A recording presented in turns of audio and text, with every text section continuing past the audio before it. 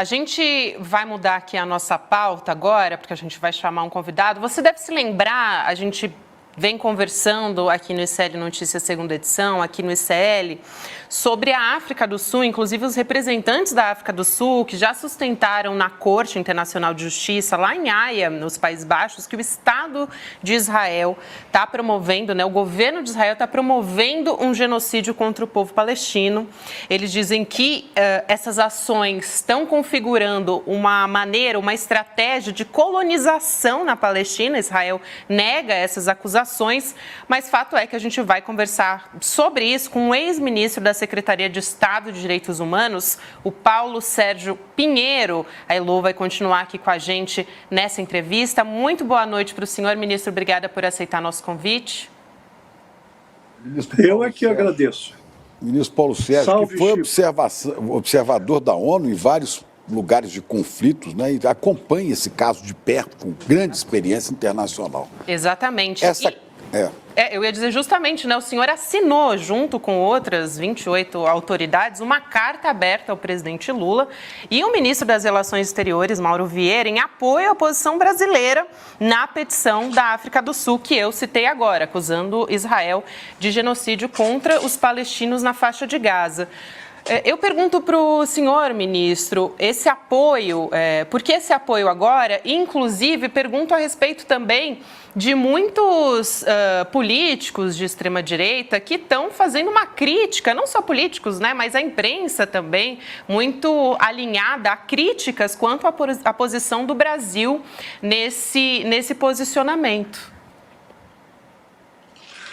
Foi justamente essa carta, ela surgiu depois que eu e outros colegas assistimos pela internet às duas audiências da quinta e sexta passada.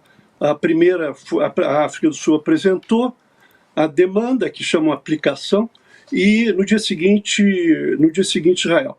E aí, imediatamente, começou a pancadaria no governo brasileiro.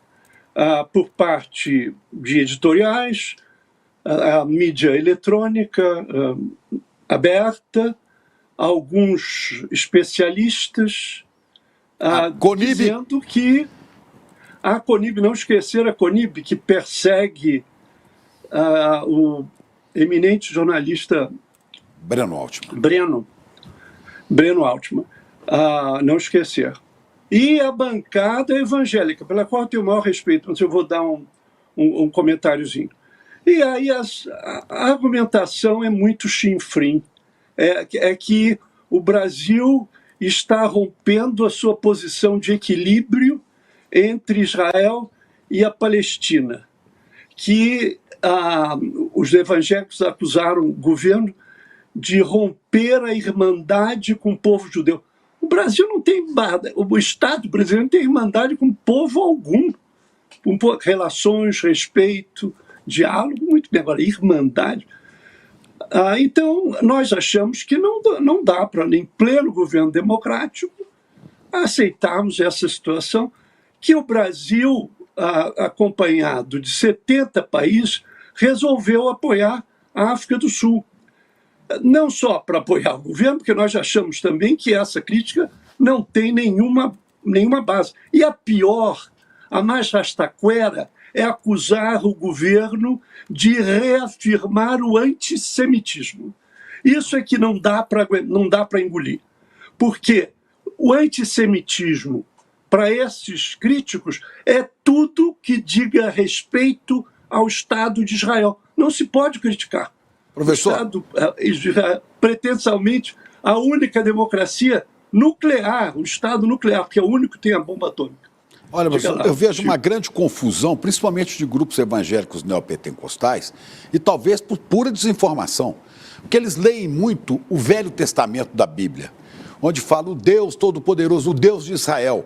Eles confundem aquele povo de Israel, citado no Velho Testamento, como o Estado de Israel, de Netanyahu, de hoje, não tem nada a ver uma coisa com outra, Inclusive, aquele povo de Israel, os eleitos por Deus e tal, não reconhecem Jesus, nem o Evangelho. Então, o evangélico que defende o Estado de Israel, ou porque leu a Bíblia, nem sabe né, que eles não têm nada a ver com Jesus Cristo e com o Evangelho. É só para dizer que há uma confusão tremenda.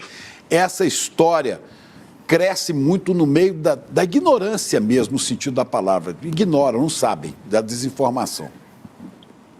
Eu concordo totalmente com você, porque, na verdade, há toda uma nova história israelense que demonstra como isso é um mito, como o mito da criação de Israel. E outro problema, eu tenho um historiador amigo meu que diz que o problema de Israel é lidar com a Bíblia como se fosse um registro de imóveis. Então eles acham que têm direito a toda a Palestina por essa leitura literal, não contextualizada da Bíblia. Quer dizer, eu não tenho nada contrário à segunda via do Messias. É que, para os católicos como eu, não discuto isso. Agora, o problema são os evangélicos em todo o mundo, especialmente nos Estados Unidos e aqui, que apoiam qualquer coisa que Israel faça, mesmo que esteja cometendo atos em direção a um genocídio, como é efetivamente o caso. Eu só dou 2 pontinhos. A maneira que está sendo conduzida a operação militar. 80% das residências de Gaza foram destruídas.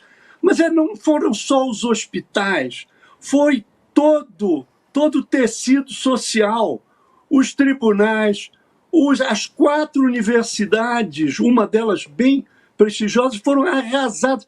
As mesquitas, as igrejas cristãs, não ficou nada. As associações culturais e tudo isso. Quer dizer, um dos pontos da Convenção de 51, uma convenção muito complicada, é a intenção de exterminar um povo, uma nacionalidade e numa demonstração étnica, da expressão étnica. E a outra, que é dificílima na Convenção, é a intenção. São 2 coisas. Uma, o objetivo de destruir, o outro, a intenção. A intenção, eu li as 94 páginas da petição sul-africana, que é um modelo de balanço desses 100 anos de massacre de Gaza, são as declarações dos altos dignatários. Para começar, o presidente da República, só vou citar 3. O presidente da República disse que não tem essa de distinguir população civil e combatentes. Todos são culpados. Os homens, as mulheres, as crianças e até os bebês. O segundo, o Bibi disse que era para arrasar, vamos arrasar absolutamente tudo. E todos são responsabilizados. E o terceiro, eu acho que é um dos melhores, o ministro da Defesa, que disse que nós estamos lidando com como homens animais. Essa é a visão. Olha, e foi muito... Eu não sei se vocês viram, só isso aqui, não sei se viram um filminho que foi os sul-africanos apresentar, dos soldados repetindo isso. Porque a desculpa de Israel é que isso não é a posição oficial do governo. Eu só queria que a Heloísa participasse aqui, porque ela esteve lá, na Palestina, esteve em Israel também, mas só para completar, o ministro do Patrimônio israelense, Amichai Eliyahu, foi suspenso em determinado momento de algumas reuniões do gabinete, mas ele continua no governo, do governo de Benjamin Netanyahu.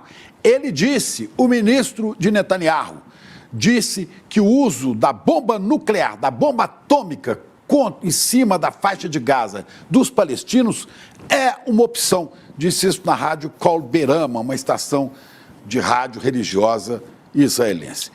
Ele disse, podemos usar a bomba atômica contra 2 milhões de pessoas que estão na faixa de Gaza. Elo, isso é estarrecedor, né?